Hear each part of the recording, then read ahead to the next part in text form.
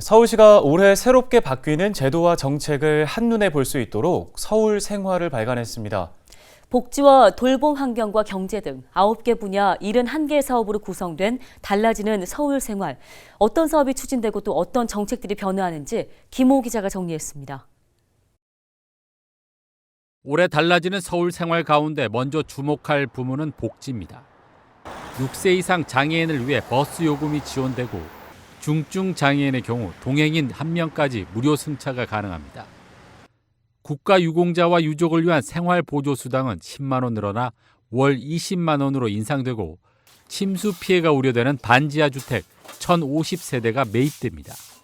지난해 500가구였던 안심소득 지원 대상은 올해 1,100가구가 추가돼 1,600가구로 늘어납니다. 선정된 가구에는 기준소득과 비교해 부족한 부분의 50%를 앞으로 2년간 지원받게 됩니다. 그 소득은 기준 중위소득 85% 이하, 재산은 3억 2,600만 원 이하입니다. 예를 들어 4인 가구의 경우 월소득이 한 459만 원 정도, 1인 가구의 경우에는 월소득이 176만 원 이하이면 참여하실 수 있습니다. 돌봄 서비스도 확대됩니다. 먼저 맞벌이와 임신부를 위해 가구당 6회 가사 서비스를 제공받을 수 있습니다.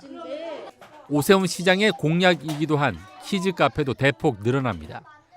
양천 등 5곳에서 운영 중인 서울형 키즈 카페는 현재 24곳이 추진 중에 있으며 연말까지 모두 100곳으로 늘어납니다. 민간 시설의 20% 비용으로 저렴한 데다 아이 돌봄 서비스도 받을 수 있어 육아 부모들에게 호응을 얻고 있습니다. 또 엄마나 아빠가 아이를 맡기고 급한 용무를 볼 수 있도록 돌봄 서비스를 제공하고요. 전국 최초로 그 시설 관리자가 스스로 안전성을 평가해서 유해 요인들을 사전에 차단하는 그러한 방식의 어떤 안전한 시설을 만들 예정이고요. 환경 분야로는 소하천과 실개천 등 332km 물길 주변을 수세권으로 재편하는 수변 감성도시 조성 사업이 추진됩니다.